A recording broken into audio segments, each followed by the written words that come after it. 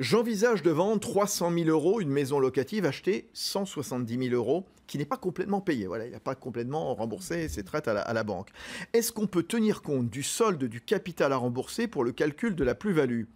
Bon, alors déjà, ce qu'il faut rappeler peut-être, Maître Clément, c'est qu'on peut revendre son bien immobilier quand on le veut, même s'il n'est pas complètement payé. Absolument. Oui, d'accord. On revend quand on veut, on achète, on revend en fonction de l'opportunité ou des besoins que chacun peut avoir, tout à fait. Par contre, ce qu'on n'aurait pas le droit de faire forcément, c'est de ne pas le faire plusieurs fois, parce que... Là, on peut être assimilé à un marchand de biens, voilà. Ou et la fiscalité n'est pas la même. La fiscalité n'est pas la même, et elle peut être un peu confiscatoire, la fiscalité, bon, alors, dans ces cas-là. Que devient donc le crédit immobilier en cas de vente du logement qui n'est pas complètement payé? Est-ce qu'on doit solder ce prêt? Est-ce qu'il y a des frais? Oui, c'est une question qu'on a souvent. Il faut bien sûr solder le prêt parce que souvent il y a une garantie hypothécaire. Donc il va falloir, avec le prix de vente, solder le prêt.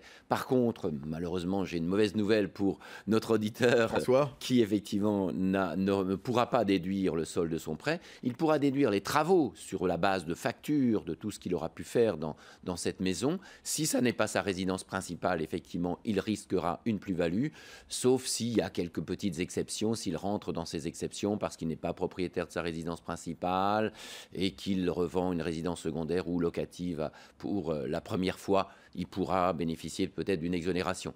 Il faudra vérifier ces points-là et surtout avoir des factures par des entreprises patentées et non pas parce qu'il a fait les travaux lui-même. Tout ceci ne sera pas déductible, mais il a une question assez fréquente dans notre étude où effectivement on essaye de déduire le solde du prêt sur le problème de plus-value qui est parfois un peu confiscatoire, il faut bien le reconnaître. Donc on ne peut pas en tenir compte, c'est ça donc la réponse à sa question.